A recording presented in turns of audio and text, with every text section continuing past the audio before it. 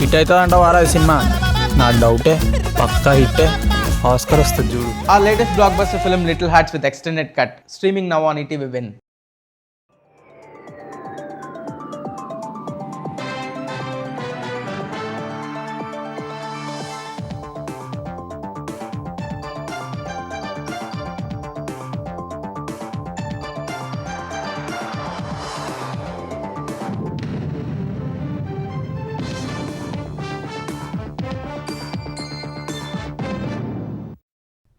నమస్కారం, ఈటీవీ న్యూస్కి స్వాగతం. ఈనాటి ముఖ్యాంశాలు.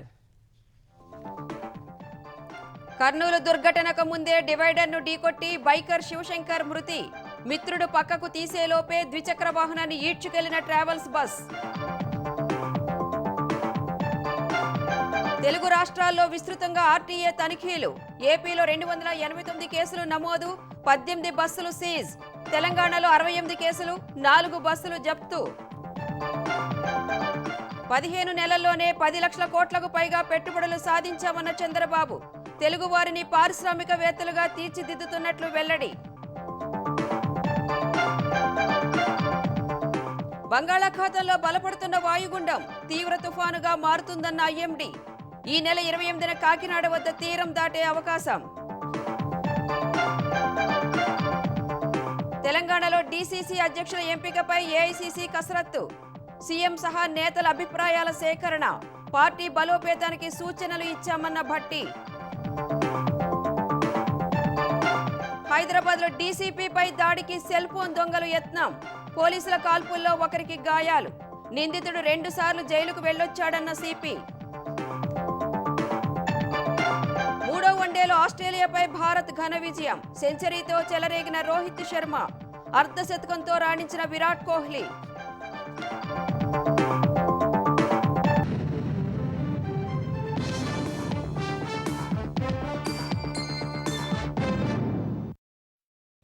కర్నూలు శివారులో 19 మందిని బలిగొన్న బస్సు ప్రమాదానికి ముందు ఏం జరిగిందనే మిస్టరీ వీడింది. అప్పటికే రహదారిపై పడి ఉన్న బైకును వేమూరి కావేరీ బస్ ఈడ్చుకెళ్లటం వల్లే మంటలు చెలరేగాయని పోలీసులు తేల్చారు. మంటలకు కారణమైన బైక్పై శివశంకర్తో పాటు ప్రయాణించిన అతని స్నేహితుడు ఎర్రిస్వామిని విచారించగా ఈ విషయాలు వెల్లడైనట్లు తెలిపారు. కర్నూలు శివారు చిన్నటేకూరు వద్ద 19 మంది ప్రయాణికులు ఓ బైకర్ మృతికి కారణమైన వేమూరి కావేరీ బస్సు ప్రమాదం మిస్టరీని పోలీసులు ఛేదించారు. బైక్ బస్సు ప్రమాద ఘటనలపై కర్నూలు పోలీసులు ప్రకటన విడుదల చేశారు. ప్రమాదానికి ముందు బైకర్ శివశంకర్తో పాటు అతని స్నేహితుడు ఎర్రిస్వామి కూడా ఉన్నట్లు పోలీసులు తెలిపారు. అతన్ని అదుపులోకి తీసుకుని పలు కోణాల్లో విచారించగా కీలక విషయాలు వెల్లడించినట్లు చెప్పారు. శుక్రవారం తెల్లవారుజామున 2 గంటలకు బైకర్ శివశంకర్ తన స్నేహితుడు ఎర్రిస్వామిని ఇంటి వద్ద దించేందుకు లక్ష్మీపురం నుంచి తుగ్గల్లి బయలుదేరాడు. దారిలో కియా షోరూం వద్ద ఉన్న హెచ్పీ బంకులో 2 గంటల 20 నిమిషాలకు పెట్రోల్ పోయించుకున్నారు. తర్వాత ఇద్దరూ డోన్ వైపు వెళ్లారు. కొంత దూరం వెళ్లాక బైక్ స్కిడ్ అయి రోడ్డు కుడిపక్కనున్న డివైడర్ను ఢీకొట్టిందని ఎర్రిస్వామి చెప్పినట్లు పోలీసులు తెలిపారు. బైక్ నడుపుతున్న శివశంకర్ అక్కడికక్కడే మరణించాడని, వెనుక కూర్చున్న ఎర్రిస్వామి స్వల్ప గాయాలతో బయటపడ్డాడని చెప్పారు. రోడ్డు మధ్య ఉన్న శివశంకర్ మృతదేహాన్ని ఎర్రిస్వామి పక్కకు లాగాడని, అతడు చనిపోయాడని గుర్తించేలోపే బస్సు వచ్చి రోడ్డుపై ఉన్న బైక్ ను ఢీకొట్టి ఈడ్చుకెళ్లిందన్నారు. బస్సులో మంటలు చూసి భయపడిన ఎర్రిస్వామి స్వగ్రామం తుగ్గల్లికి వెళ్లిపోయాడని పోలీసులు వివరించారు. ఎర్రిస్వామి అనే వ్యక్తి మొన్న నైట్ అతను హైదరాబాద్ నుంచి కర్నూలుకి రావడం జరిగింది. పాంపల్లిలో అతను ఒక పెళ్లికి అటెండ్ అవ్వాలి, నేను బయలుదేరుతానన్నప్పుడు శివశంకర్ నేనే డ్రాప్ చేస్తాను, మిమ్మల్ని దోన్ దాకా డ్రాప్ చేస్తాను, అక్కడ నుంచి డైరెక్ట్ బస్సెస్ ఉంటాయి మీకు అని ఇద్దరు దాదాపు 2 o'clock బయలుదేరారండి. స్కిడ్ అయి పడిపోవడం వల్ల హైవే కాబట్టి ఈ బస్ కాకుండా ఇంకో 1-2 బస్ కూడా పాస్ అయినాయి అంటున్నారు. అవి మనం ఇప్పుడు వాళ్ళ దగ్గర నుంచి కూడా స్టేట్మెంట్స్ తీసుకుంటాము. సో ఫైర్ స్టార్ట్ అయినప్పుడు ఇతను అక్కడే ఉన్నాడు. తను ఇంకొక వెహికల్ పట్టుకొని ఆ తుగ్గలి మండలం రాంపల్లికి వెళ్ళిపోయాడండి. శివశంకర్ మద్యం తాగినట్లుగా మనకు సీసీటీవీ ఫుటేజ్ లో కనిపిస్తుంది. శివశంకర్ పోస్ట్ మార్టం కూడా కండక్ట్ చేయడం జరిగిందండి. సో దాంట్లో మనం విసరా ప్రిజర్వ్ చేసి అది కూడా RFSL కి పంపడం జరిగింది. ఆ రిపోర్ట్ వచ్చాక we will be able to tell అండి. అయితే బైకర్ శివశంకర్ ప్రమాదానికి ముందు మద్యం మత్తులో ఉన్నాడనే అనుమానాలు బలపడుతున్నాయి. పెట్రోల్ కోసం బంకుకు వెళ్లిన సమయంలో అతని ప్రవర్తన అందుకు బలం చేకూర్చుతోంది. పెట్రోల్ కోసం వచ్చిన శివశంకర్ కేకలు వేస్తూ దురుసుగా ప్రవర్తించినట్లు బంక్ మేనేజర్ ఈటీవీతో చెప్పారు. 2:22 నిమిషాలకు పెట్రోల్ బంక్ లేక వచ్చారు. వాళ్ళు అక్కడికి వచ్చేసి హారం కొట్టుకుంటూ అన్నా ఎక్కడున్నారు భయ అని క్యాకులేసినారు. పెట్రోల్ కావాలని అంటే బైక్ ఇక్కడికి తీసుకొని రండి అంటే అతను బ్యాగ్ తలిచుకున్న అతను అక్కడనే ఉండిపోయినాడు. శివశంకర్ అనే అతను వచ్చి బైక్ ట్రంక్ లో ఉన్నాడు కాబట్టి చాలా స్పీడ్ లో తిప్పడానికి పోయినాడు. ఇక్కడ స్టంట్ లాగా కనిపించింది. అక్కడికి వెళ్ళి పెట్రోల్ కొట్టించుకొని వెళ్ళిపోయారు. అది పల్సర్ వెహికల్.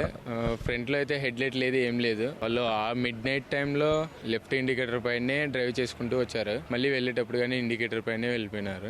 మాకు సైట్ లో చేసిన వాళ్ళ స్టంట్స్ కానీ అట్లాంటివి చూస్తే మొత్తం బాగా ర్యాష్ డ్రైవింగ్ లోనే చేసే వాళ్ళ లాగానే కనబడిచారు. బస్సు ప్రమాద ఘటనపై ఉలిందకొండ పోలీసులు కేసు నమోదు చేశారని, తదుపరి విచారణను కొనసాగిస్తున్నామని కర్నూలు జిల్లా ఎస్పీ విక్రాంత్ పాటిల్ తెలిపారు.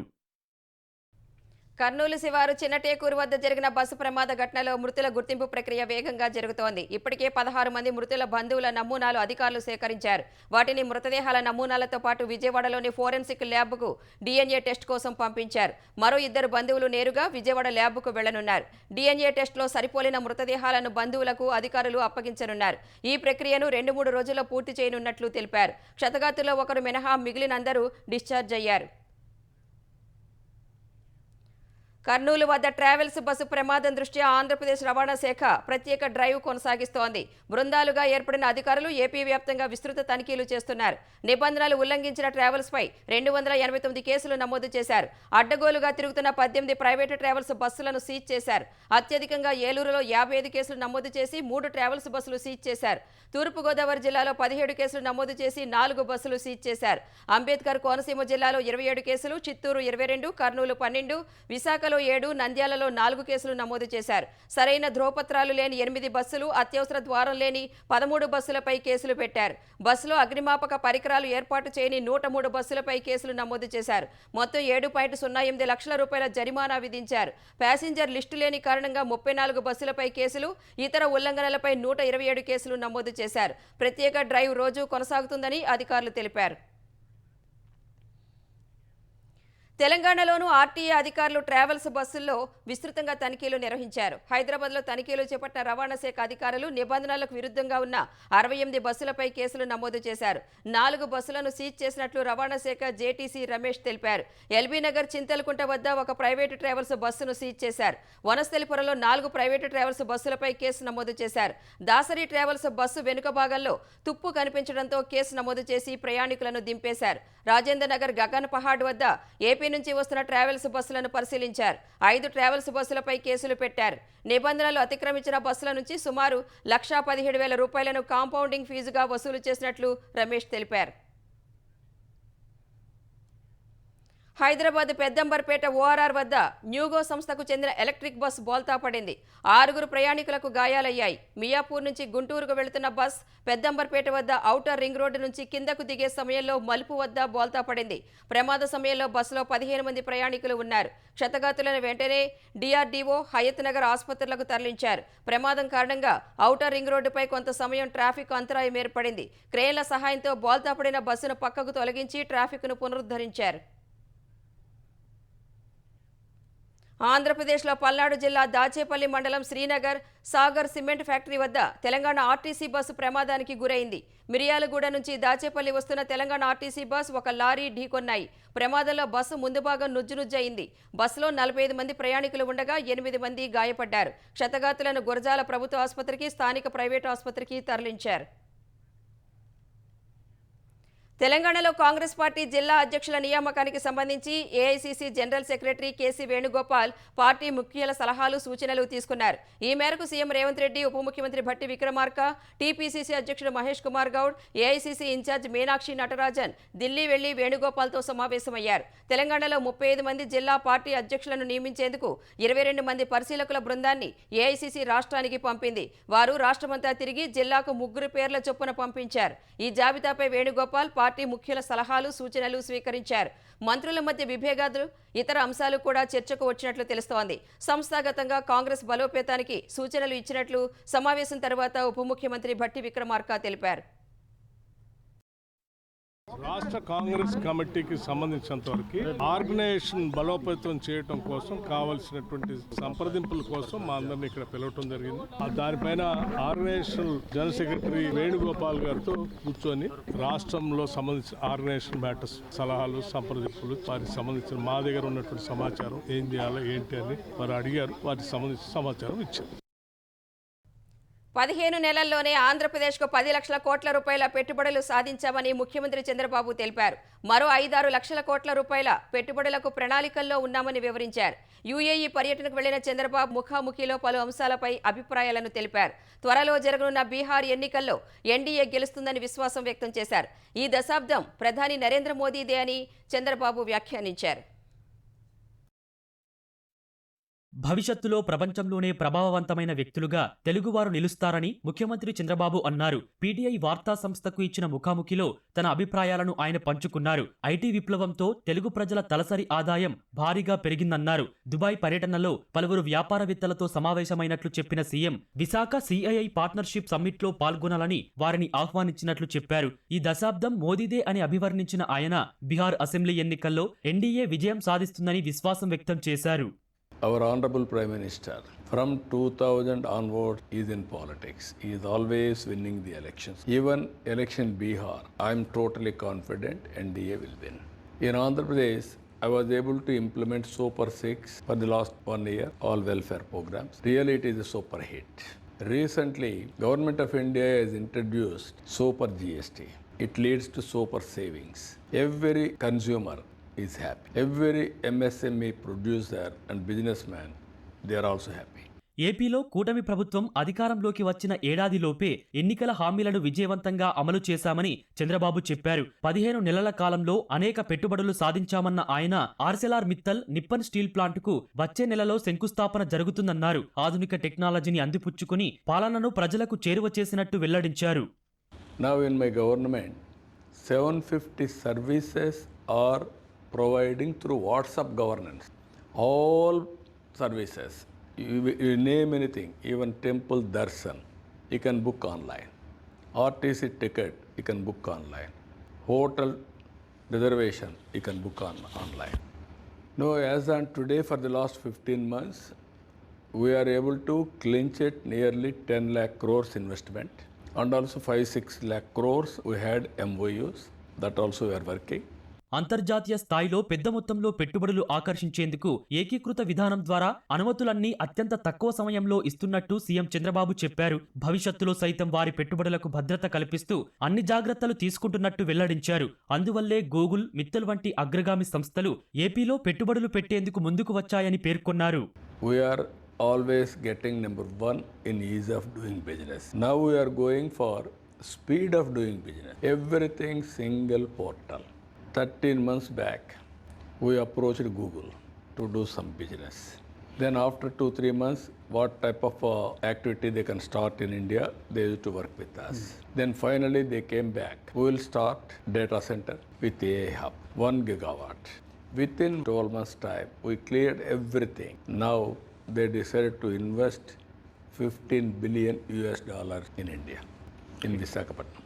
This is the biggest investment after economic reforms.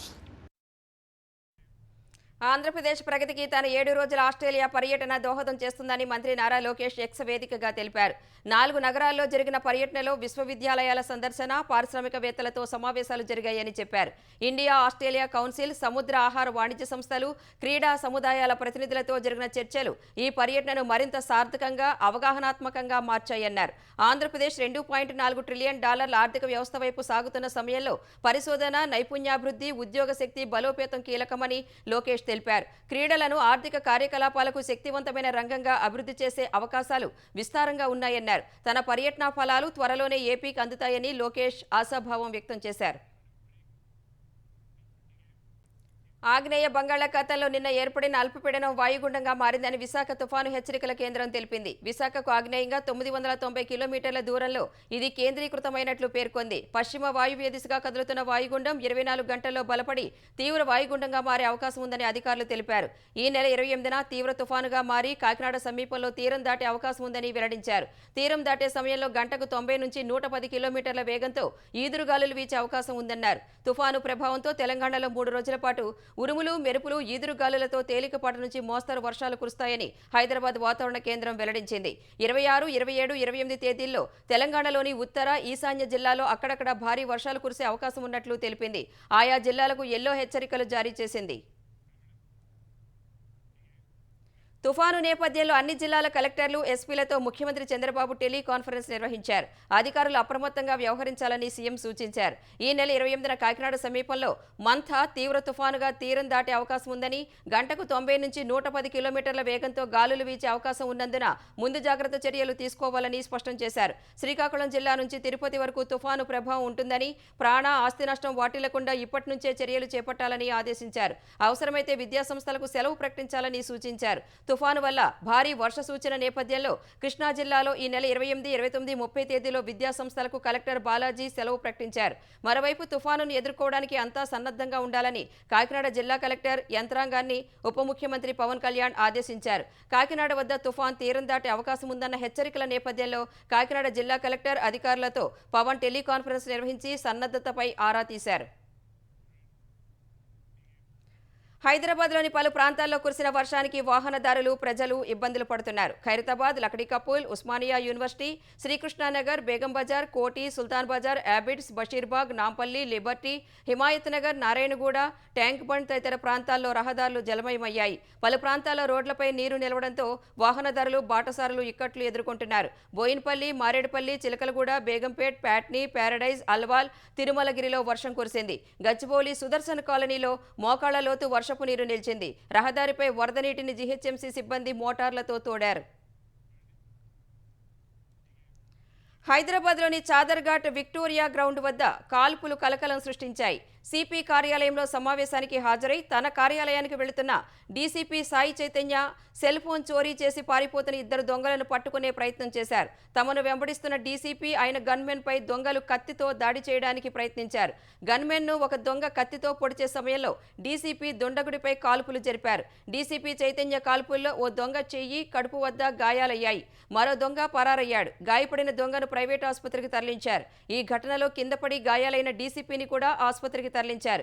ఘటనా స్థలిని పరిశీలించిన Hyderabad police commissioner VC Sajjanar కాల్పుల్లో గాయపడిన ఒమర్ అన్సారీ అనే దొంగ కామాటిపురాకు చెందినవాడని తెలిపారు.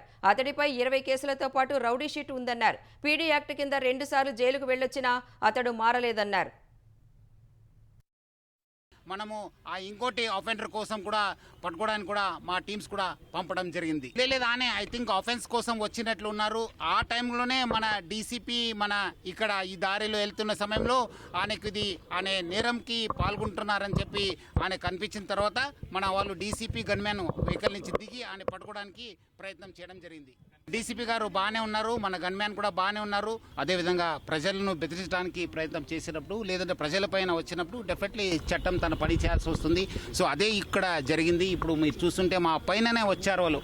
ఆ గన్మ్యాన్ ఆల్మోస్ట్ ఇంకా ఇంజూర్ అవుతున్నారన్న సందర్భంలో మా డీసీపీ ఫైర్ చేయాల్సి వచ్చింది. సో డెఫినెట్లీ మనము యాక్షన్ తీసుకుంటాను. తెలంగాణలో ఇంటర్మీడియట్ పరీక్షల షెడ్యూల్ విడుదలైంది. ఫిబ్రవరి 25 నుంచి మార్చి 18 వరకు ఇంటర్ పరీక్షలు నిర్వహించనున్నట్లు బోర్డు కార్యదర్శి కృష్ణాదిత్య ప్రకటించారు. వచ్చే విద్యా సంవత్సరం నుంచి ఇంటర్ మొదటి సంవత్సరంలో కూడా ల్యాబ్, ప్రాక్టికల్ పరీక్షలు ఉంటాయని ఆయన వెల్లడించారు. 12 ఏళ్ల తర్వాత maths, physics, chemistry, botany, zoology syllabus మారనున్నట్లు ఆయన ప్రకటించారు. వచ్చే ఏడాది ఫిబ్రవరి నాటికి కొత్త సిలబస్తో పుస్తకాలు అందుబాటులోకి వస్తాయన్నారు.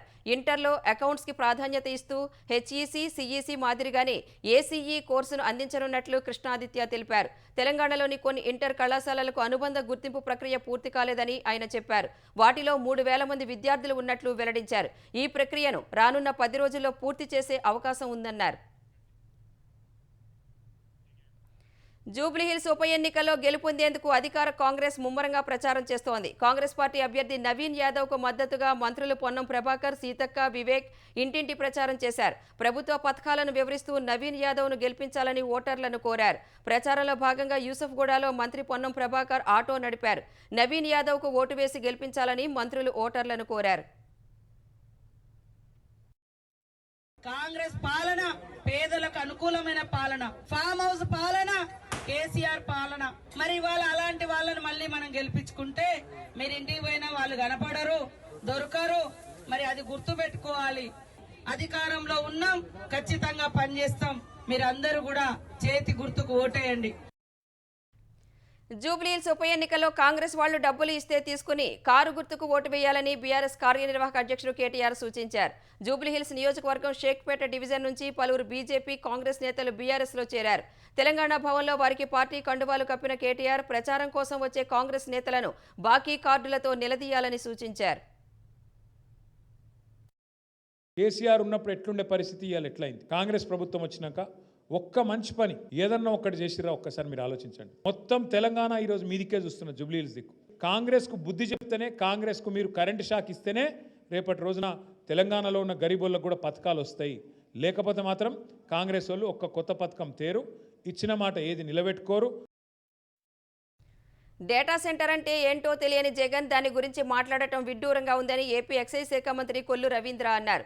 విజయవాడలో ఉమ్మడి కృష్ణా జిల్లా కూటమి నేతల సమన్వయ సమావేశంలో మంత్రి పాల్గొన్నారు. రాబోయే స్థానిక సంస్థల ఎన్నికల కోసం కూటమి నేతలు ఇప్పటి నుంచే సిద్ధం కావాలని మంత్రి సూచించారు. నియోజకవర్గాల సమస్యలపై త్వరలో సీఎంను కలవాలని నిర్ణయించినట్లు తెలిపారు. రాజకీయాల కోసం జగన్ రాష్ట్రాన్ని నాశనం చేశారని మంత్రి మండిపడ్డారు. రాష్ట్రంలో పనికిరాని నాసిరకం బ్రాండ్లు అమ్మిన జగన్కు మద్యంపై మాట్లాడే అర్హత లేదన్నారు. ఇవాళ ఒక నాయకుడు ఏం మాట్లాడతాడు, వేస్ట్ డేటా సెంటర్ అంటాడు, ఈయనేమో నేనే తీసుకొచ్చాను అంటాడు. ఏమిటి? అలాగే మద్యం మీద మాట్లాడుతూ ఉన్నాడు జగన్మోహన్ రెడ్డి గారు. అయ్యా జగన్మోహన్ రెడ్డి గారు, మీరు మద్యం గురించి మాట్లాడటానికి మీకు అర్హత ఉందా? సంపూర్ణ మద్యపాన నిషేధం చేస్తానని చెప్పినటువంటి జగన్మోహన్ రెడ్డి పనికిరాని బ్రాండ్లు పెట్టి కల్తీ మద్యాన్ని మరి వాళ్ళ మనుషుల్నే పెట్టి షాపుల్లో అమ్మినటువంటి వ్యక్తి జగన్మోహన్ రెడ్డి. దమ్ముంటే రండి, ఇవాళ మేము యాప్ ఇచ్చాం, మీరు స్కాన్ చేసుకోండి, మీకు కావాలంటే మీరు కూడా తీసుకొచ్చు, మీ ఇళ్ళకి తీసుకెళ్ళొచ్చు, మీరు వాడే బ్రాండ్లు ఏమైనా ఉంటే. అంతేగాని ప్రజల్ని భయాందోళన సృష్టించాలని ప్రయత్నం చేసి చూస్తూ ఊరుకునే సమస్య లేదు. సామాజిక మాధ్యమాలు, డిజిటల్ వేదికల్లో అనుమతి లేకుండా సినీ నటుడు చిరంజీవి పేరు, ఫోటోలు, వీడియోలు వినియోగించరాదని హైదరాబాద్ సిటీ సివిల్ కోర్టు మధ్యంతర ఉత్తర్వులు జారీ చేసింది. వాణిజ్య ప్రయోజనాల కోసం చిరంజీవి వ్యక్తిత్వ హక్కులకు భంగం కలిగిస్తే కఠిన చర్యలు తప్పవని హెచ్చరించింది. ఈ మేరకు చిరంజీవికి అనుకూలంగా ఆదేశాలు జారీ చేసింది. తన పేరు, హోదా, ఫోటోలు, వీడియోలను డిజిటల్ వేదికల్లో దుర్వినియోగం చేయడంపై అసహనం వ్యక్తం చేస్తూ చిరంజీవి హైదరాబాద్లోని సిటీ సివిల్ కోర్టును ఆశ్రయించారు. ఏఐ ద్వారా మార్ఫింగ్ చేయడం, వాయిస్ సింథసైజ్ చేయడం వల్ల తన ప్రతిష్ట దెబ్బతింటోందని, దాన్ని అడ్డుకునేలా చర్యలకు ఆదేశించాలని కోరారు. చిరంజీవి వాదనలను పరిగణలోకి తీసుకున్న కోర్టు మెగాస్టార్, చిరు, అన్నయ్య లాంటి పేర్లపై డిజిటల్ వేదికల్లో ఆంక్షలు విధించింది. చిరంజీవి అనుమతి ఉంటేనే వినియోగించుకోవాలని సూచించింది. ఇప్పటికే దుర్వినియోగం చేస్తున్న 30 మందికి నోటీసులు జారీ చేసి విచారణను అక్టోబర్ 27కు వాయిదా వేసింది. శబరిమల ఆలయంలో బంగారం దొంగతనం కేసులో కర్ణాటకలోని బెంగళూరు, బళ్ళారిలో కేరళ పోలీసుల బృందం సోదాలు చేసింది. బెంగళూరులోని ప్రధాన నిందితుడు ఉన్ని కృష్ణన్ పొట్టికి చెందిన ఒక అపార్ట్మెంట్ సహా బళ్ళారిలోని ఒక నగలు దుకాణంలో తనిఖీలు చేసింది. అక్కడ కొన్ని బంగారం కడ్డీలను పోలీసులు స్వాధీనం చేసుకున్నారు. అవి శబరిమల బంగారు తాపడాలకు చెందినవా కావా అనేది స్పష్టం కావాల్సి ఉంది. చెన్నైలోని స్మార్ట్ క్రియేషన్స్ లో ఈ బంగారు తాపడాల నుంచి పసిడిని వేరు చేసి పుత్తడిని బళ్ళారికి చెందిన బంగారం వ్యాపారి గోవర్ధన్ కు విక్రయించినట్లు ఉన్ని కృష్ణన్ విచారణలో సిట్ అధికారులకు చెప్పాడు. గోవర్ధన్ వాంగ్మూలాన్ని కూడా సిట్ అధికారులు రికార్డు చేశారు. ఈ కేసులో ప్రధాన నిందితుడు ఉన్ని కృష్ణన్ 2004-8 మధ్య శబరిమల ఆలయ పూజారికి సహాయకుడిగా పనిచేశాడు. కాలక్రమంలో బెంగళూరులో వ్యాపారిగా స్థిరపడిన ఉన్ని కృష్ణన్ పొట్టి ఆలయ తాపడాల బంగారాన్ని తస్కరించడానికి ప్రణాళిక వేశాడు. బంగారు తాపడాలకు మెరుగులు దిద్దుతానని ప్రతిపాదించడంతో ఆలయ నిర్వాహకులు 2019లో ఆ పనిని అతడికి అప్పగించారు. తాపడాలను చెన్నైలోని ఓ సంస్థకు తీసుకువెళ్లి వాటి నుంచి బంగారాన్ని తొలగించాడు. ఆ తర్వాత వాటిని తిరిగి అమర్చగా తాపడాలపై ఉన్న బంగారం బరువు తగ్గిన విషయం ఇటీవల బయటపడింది. మహారాష్ట్ర సతారా జిల్లాలో సంచలనం సృష్టించిన ప్రభుత్వ వైద్యురాలి ఆత్మహత్య కేసులో పోలీసులు ఒక నిందితుడిని అదుపులోకి తీసుకున్నారు. సాఫ్ట్వేర్ ఇంజనీర్ ప్రశాంత్ బంకర్ను పూణేలో అరెస్టు చేసి ఫల్టాన్కు తీసుకొచ్చామని ఓ పోలీస్ అధికారి తెలిపారు. నిందితుడు బాధితురాలు నివసించిన ఇంటి యజమాని కుమారుడని చెప్పారు. బాధితురాలు బలవన్మరణానికి పాల్పడే ముందు ప్రశాంత్తో చాట్ చేసిందన్నారు. పరారీలో ఉన్న మరో నిందితుడు ఎస్ఐ గోపాల్ కోసం గాలిస్తున్నామని సతారా ఎస్పీ తెలిపారు. ఎస్ఐ పలుమార్లు తనపై అత్యాచారానికి పాల్పడ్డాడని ఆరోపిస్తూ అరచేతిపై సూసైడ్ నోట్ రాసుకుని ఈ నెల 23న బాధితురాలు బలవన్మరణానికి పాల్పడింది. సాఫ్ట్వేర్ ఇంజనీర్ ప్రశాంత్ బంకర్ తనను మానసికంగా వేధించాడని సూసైడ్ నోట్లో బాధితురాలు పేర్కొంది. ఎస్ఐ గోపాల్ను సతార్ ఎస్పీ ఇప్పటికే సస్పెండ్ చేశారు. ఆస్ట్రేలియాతో జరిగిన 3వ వన్డేలో భారత జట్టు ఘన విజయం సాధించింది. సిడ్నీ వన్డేలో జరిగిన మ్యాచ్లో ఆసీస్పై 9 వికెట్ల తేడాతో భారత్ గెలుపొందింది. తొలుత బ్యాటింగ్ చేసిన ఆసీస్ భారత బౌలర్ల దెబ్బకు 46.4 ఓవర్లలో 236 పరుగులకు ఆలౌట్ అయింది. Matt Renshaw 56, Mitchell Marsh 41, Matthew Short 30 పరుగులు చేశారు. హర్షిత్ రాణా 4, సుందర్ 2 వికెట్లు పడగొట్టారు. అనంతరం రోహిత్ శర్మ సెంచరీతో కదం తొక్కడంతో 237 పరుగుల లక్ష్యాన్ని 38.3 ఓవర్లలో 1 వికెట్ కోల్పోయి భారత్ ఛేదించింది. రోహిత్ శర్మ 121, విరాట్ కోహ్లీ 74 పరుగులతో అద్భుత ఇన్నింగ్స్ ఆడారు. 3 వన్డేల సిరీస్ను 2-1తో ఆస్ట్రేలియా కైవసం చేసుకుంది.